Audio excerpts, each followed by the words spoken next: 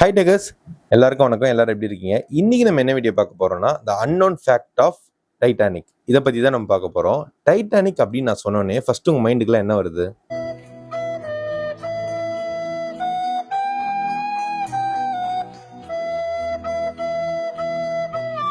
கிடையாது. நம்ம Titanic ship பத்தி தான் பார்க்க போறோம். டைட்டானிக் ஷிப் அப்படின்னு ஃபர்ஸ்ட் நம்ம எல்லாருக்கும் மைண்ட் வருது டைட்டானிக் மூவி தான். அதுல தான் நம்ம ஃபர்ஸ்ட் டைம் வந்து ஷிப்பையும் பார்த்துருப்போம். அந்த டைம்ல இருந்து ஒரு பிக்கஸ்ட் கப்பல் ஒரு பனிப்பாறை மேல மோதி அந்த கப்பல் உடஞ்சி தண்ணி எல்லாம் உள்ள போய் முழுகி நிறைய பேர் இறந்து போயிடுறாங்க, தப்பிச்சும் போயிடுறாங்க அப்படின்னு நமக்கு அப்பதான் தெரியும் இல்லையா? இது உண்மையான ஸ்டோரியும் கூட தான். நிறைய பேர் தெரிஞ்சிருக்கோம், இருந்தாலும் தெரியாதவங்களும் நான் சொல்றேன். இருந்தாலுமே இந்த டைட்டானிக் பத்தி நிறைய ஹாரர் ஃபேக்ட்ஸும் இருக்கு, மிஸ்ட்ரி ஃபேக்டும் இருக்கு. இது மட்டும் இல்ல, அன்னோன் ஃபேக்ட்ஸ் உங்களுக்கே தெரியாது எக்கச்சக்கமா இருக்கு. அதை தான் இந்த வீடியோல நம்ம டைட்டானிக் பத்தி ஃபுல்லா பார்க்க போறோம். இதுல ஒரு த்ரில்லிங்கான விஷயமும் இருக்கு, அதை நான் வீடியோ லாஸ்ட்ல சொல்றேன். இப்போ நம்ம வீடியோக்குள்ள போலாமா? நான் உங்க டைகர் மேன், நீங்க பார்த்துட்டு இருக்கிறது tiger man YouTube channel.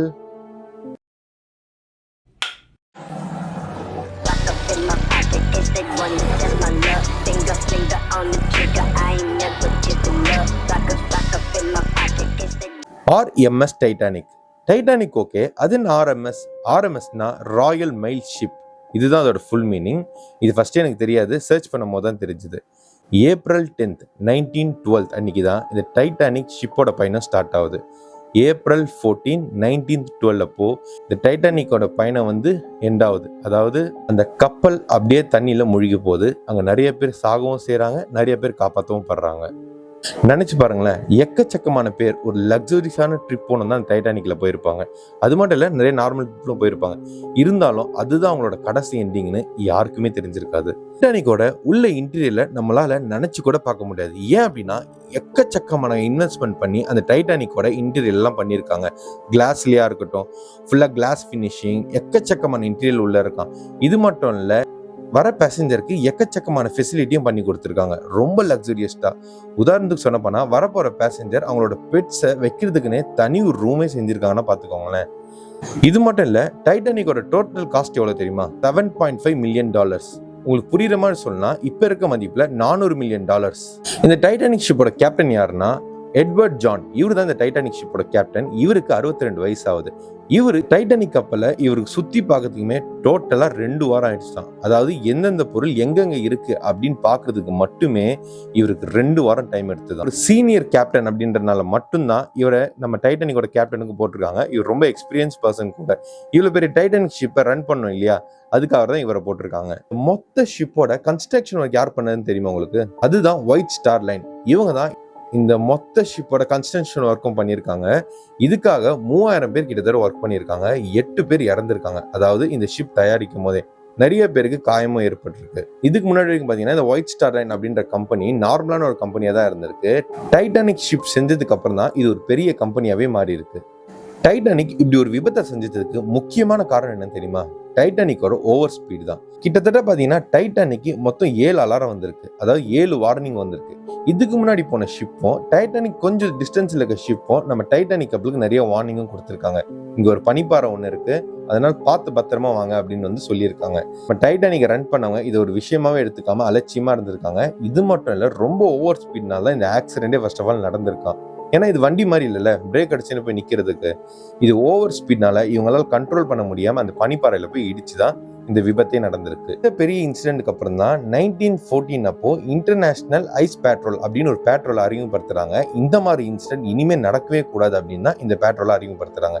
September 1985 இந்த ராபர்ட் வில்லர் அப்படின்றவர் தான் டைட்டானிக் ஷிப்பை கண்டுபிடிக்கிறார். அவரு ஒரு அமெரிக்கன் ஓஷன் எக்ஸ்ப்ளோரர். இவரு தான் பர்ஃபெக்டா டைட்டானிக் எங்க இருக்குன்னு துல்லியமா கண்டுபிடிக்கிறாரு. இது வரைக்கும் எக்கச்சக்கமானவே ட்ரை பண்ணிருக்காங்க, இருந்தாலுமே இவரு தான் அதை கண்டுபிடிக்கிறாரு. கிட்டத்தட்ட பாத்தீங்கன்னா அது வந்து 3800 அடி இருந்துதான்.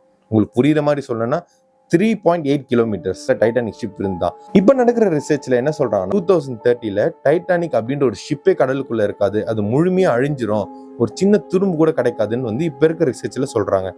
ஏன் அப்படின்னா அதுல இருக்க பாக்டீரியாஸ், அதுல இருந்து வர கெமிக்கல், இது எல்லாமே அந்த ரஸ்ட் எல்லாமே சேர்த்து அந்த ஷிப்பை கொஞ்சம் கொஞ்சமா அழிச்சிட்டு இருக்கு அப்படின்னு சொல்லிட்டு இருக்காங்க. செலோன் மெலோனி அப்படின்றவர் கிட்டத்தட்ட 30 வருஷமா இந்த டைட்டானிக்கை ரிசர்ச் பண்ணிட்டு இருக்காரு. அதாவது சாப்பிடும் போது, தூங்கும் போது, குளிக்கும் போது, நீ எப்ப பார்த்தாலும் இந்த டைட்டானிக் பத்தியுமே நினைச்சிட்டு இருக்காங்க. எக்கச்சக்க பேர் ரிசர்ச் பண்ணிருக்காங்க. ஏன் இவரை மட்டும் நான் சொல்றேன் அப்படின்னு பாத்தீங்கன்னா, இவர் கொடுத்த இன்டர்வியூவா இருக்கட்டும், வீடியோ எல்லாமே மக்களை ஆச்சரியப்பட வச்சிருக்கு. ஏன் அப்படின்னா, நம்ம எல்லாரும் நினைக்கிற மாதிரி டைட்டானிக் வந்து பனிப்பாறையில மோதி விபத்துக்கு ஆவலியா, அது ஒரு ஃபயர்னால தான் அந்த டைட்டானிக் ஷிப்பையும் முழுகி போச்சுன்னு இவர் சொல்றாரு. கேட்கவே புதுசா இருக்குல்ல. நம்ம இது வரைக்கும் எல்லாமே பனிப்பாறையில மோதிச்சான்னு நினைச்சிட்டு இருக்கோம். இவர் என்ன புதுசா சொல்றாரு அப்படின்னு மட்டும் அந்த சிந்தனை இல்லை, இதை கேட்ட எல்லாருக்குமே அப்படிதான் இருந்தான். அதனாலதான் ஒரு முக்கியமா சொன்னேன். இவரை பத்தி நம்ம ஒரு தனி வீடியோவே பார்க்கலாம், ஓகேவா? டைட்டானிக்ல டோட்டலா 65,000 லைஃப் போட் இருந்தாகணும். இருக்கிறதுக்கு இடமும் இருந்துதான். ஆனா அவங்க 20,000 லைஃப் போட் மட்டும் தான் வச்சிருந்தாங்களாம். ஏன் அப்படின்னா, டைட்டானிக் கப்பல் எந்த நேரத்திலையும் முழுகாது அப்படின்னு ரொம்பவே ஸ்ட்ராங்காகவும் கான்ஃபிடென்ட்டா இருந்தாங்க. இவங்க கான்ஃபிடென்ட் இருந்த பிரச்சனை இல்லை, பட் லைஃப் போட்டும் வச்சிருக்கலாம். அதனாலே எக்கச்சக்கமான உயிரும் விபத்துக்கும் ஆளானது. 1898ல மோர்கன் ராபர்ட்சன் அப்படின்னு ஒரு நாவல் ரைட்டர் இருக்காரு. இவர் டைட்டன் அப்படின்னு சொல்லி ஒரு நாவல் ஒன்று எழுதுறாரு. இது கேட்டா நீங்களே ரொம்ப ஷாக் ஆயிருவீங்க. இவர் கரெக்டா எப்படி டைட்டானிக் ஆக்சிடென்ட் நடந்தது அதே மாதிரி எழுதியிருக்காரு. நான் அப்படி சொல்றேன்னா, அதே டைட்டன்ற பேர்ல அவர் எழுதியிருக்காரு. எனக்கே இது ஃபர்ஸ்ட் டைம் கேட்கும்போது ரொம்ப கன்ஃபியூஸா இருந்தது.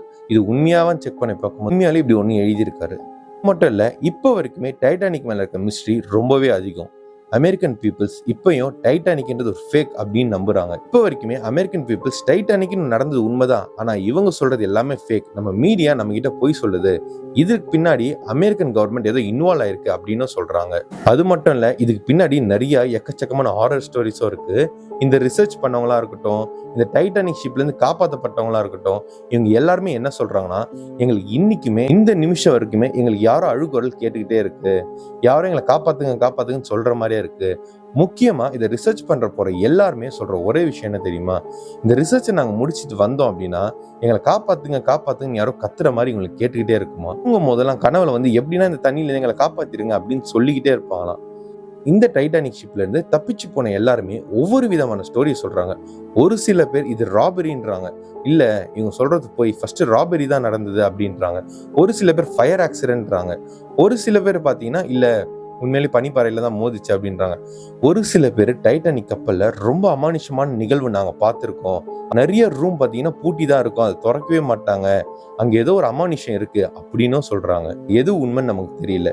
ஒரு விஷயம் நடக்குதுன்னா அது எக்கச்சக்கமான தெரிய இருக்கும், ஆனா சிலது நம்புற மாதிரியா இருக்கும், நம்பாத மாதிரியா இருக்கும். ஓகே, டைட்டானிக் நடந்து எப்பயாச்சு, ஏன் இப்ப இது பேசுற அப்படின்னா கிடையாது, இப்பயுமே இதை பத்தி ரிசர்ச் பண்றவங்க இருந்துட்டு தான் இருக்காங்க. இவ்வளவு ஏன் டைட்டானிக் 2.0 அப்படின்னு சொல்லி ஒன்று ஆரம்பிச்சிருக்காங்க. இது 2012 ஆரம்பிச்ச ப்ராஜெக்ட்.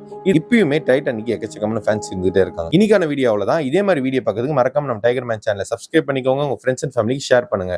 நான் உங்களை அடுத்த வீடியோ சந்திக்கிறேன். So bye.